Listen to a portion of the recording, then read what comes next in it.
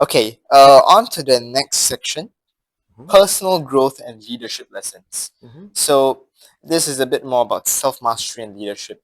What are some lessons learned from leading TMCS for the time period that you led it as president?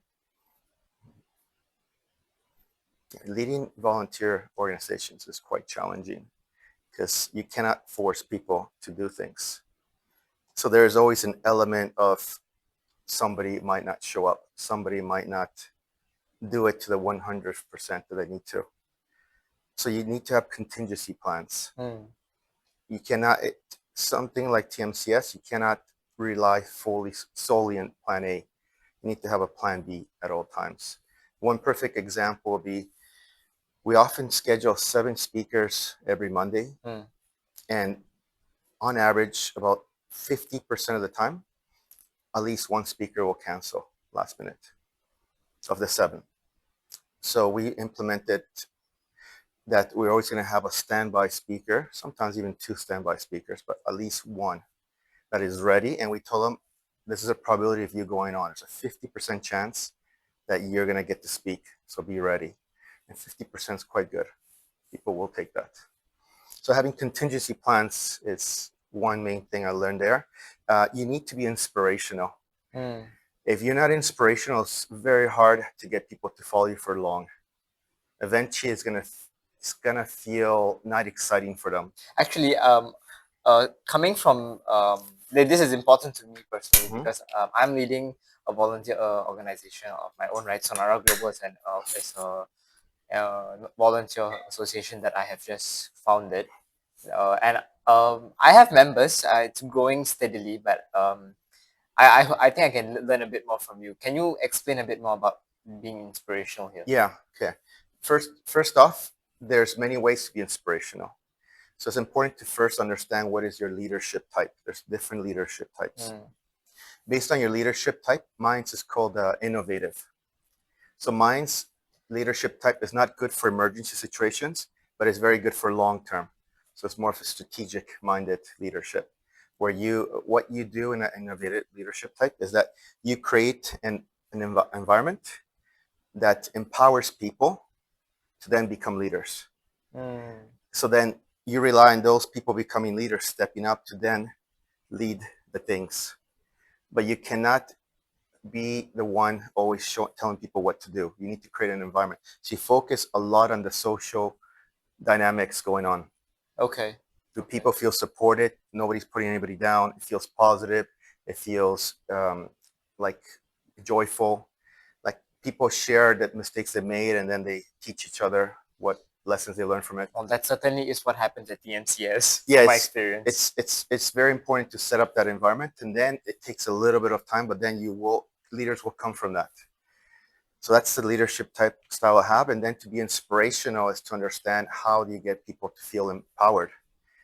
There's different ways to be inspirational. Some people are inspirational by just being themselves, just showing success, and then being generous about telling others how it's possible for them. Other people are inspirational by hearing somebody out, just being there for their providing support.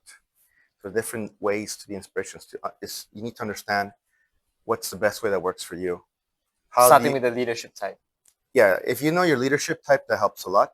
Okay. Okay. And then understanding how you empower people. So think about the people in your life. How do you make people feel empowered? What do you do to make them feel empowered? Is it your choice of words? Is it just your way of being? Okay. Is it you help them out? You find them solutions? You think about it. This is really helpful. Yeah. I'm going to reflect on this Yeah. conversation for leading my own Yeah. association. Everybody has a way to inspire somebody. All right. All right. Mm-hmm. Cool. Because I honestly could get more. I mean, everyone's busy, but it is a volunteer organization, so that's what makes it a little harder. But I think that's an obstacle that can be overcome. Yeah, one thing I would say then also for volunteer organizations to make things relevant. So for TMCS, the people that were part of the exco, I was constantly thinking, how do I keep this club relevant for their life in their lives? So I always had to. It's a lot of people involved. So how to make it relevant for their lives? First, if they're always growing, that's important. They're having a positive experience. They feel they have a community. That those things help to keep that relevant in their lives. things will come up, and then people will become busy, and maybe they'll pick up new interests, and then TMCS becomes less and less relevant for them, and that's going to happen. You need to accept that. Mm. Uh-huh. So that's That's really good advice. yeah. All right, I'm gonna yeah, I'm gonna heed this and figure out, because these tips will be important for me to grow my association too, Yeah. because it's I want to grow my association the way you've been leading TMCS as well. It will take time, but I think it's possible. Mm. Yeah, I'm at a member count of at about 30 people right 30 now, people. and this association I started in around March or April. So think about how you keep relevant to them. So there's going to be 30 people. They're going to have different varying interests. They don't maybe all know each other, Mm. and I then don't think understand. that's actually one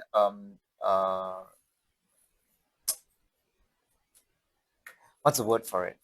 It's a scary thing that it hasn't happened yet. I should make it happen soon. Is that none of the members have physically met each other yet? Mm. Yeah, I haven't had the opportunity or the time to schedule a physical meet with everyone yet, because everyone is so busy, myself included. So I need to have. I'm planning to hold an event soon. Hopefully, everyone can make it It for it. goes a long way that they meet. If they don't meet, it's going to be hard to keep it relevant, Yeah, because easiest way to be relevant is to be in front of somebody's physical presence. yeah. Well, that is the way I brought them in. I meet this person somewhere physically. Mm-hmm. We get to know each other. We have a conversation. We get to know each other over a day or two, and then I invite them on board to the association, and Mm-hmm. they're happy to join. And they keep we keep communicating, but then we are so busy we don't get to meet physically after that, Mm-hmm. right? So that's I need to fix that You could do part. some sort of small scale events to start, but it's got to be something that people feel, if I contribute, it's going to become bigger and better. Mm. So then it makes it relevant for them. Because if they come to some event that's perfect and they don't have to do anything and they're not part of its growth, little less relevant for them. It's just more of an entertainment factor for them. But if it's something where they believe in it and they feel, I just need to put a little bit of my time, my effort, and I feel I'm good at it to make this better, and now they're invested. So They're invested in it. the value add from perspective, they need to know what value they're adding, and they need to be able to want it. If they feel, yeah, you want, if you, to make it irrelevant for them, they need to feel invested in it. Yeah. For them to feel invested in it, they want to invest in it, and that means that maybe they feel, I could just give this little bit, which is not much to me, maybe some knowledge I have, or some contacts I have. It could be various things, and I could help this grow, and that was part of that, and then I'm recognized for that. I had an idea actually towards the beginning of next year, around that. I was hoping to hold a panel, right, with the different speakers I've met so far on my podcast, bring everyone together for a particular topic of conversation, and then have a Q&A after, where the audience, which hope will include the members of the association, can ask questions too. So Mhm. I was hoping that I can organize something like this to bring them together physically, and I'm trying to make it happen.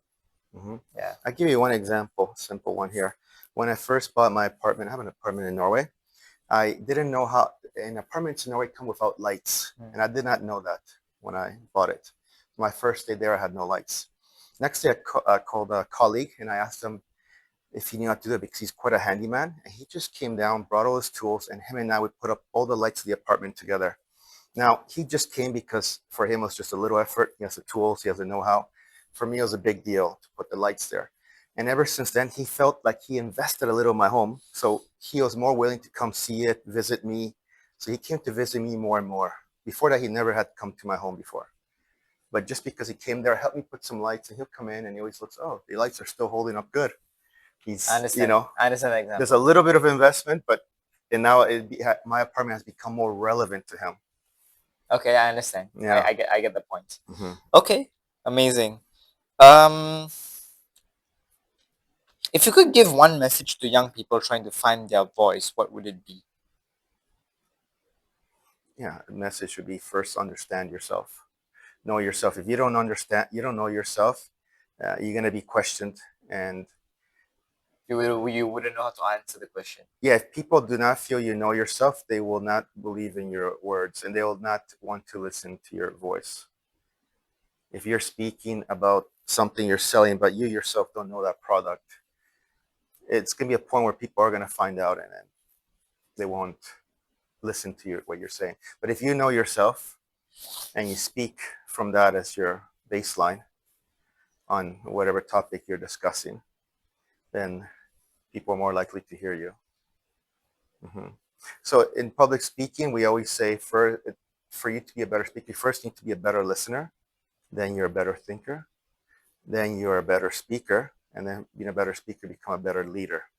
Okay, 4-step process. Yeah. You all heard him. Yeah. I shall actually write that down as a quote so that they can refer to it. I'm gonna print it out too. Yeah. Okay.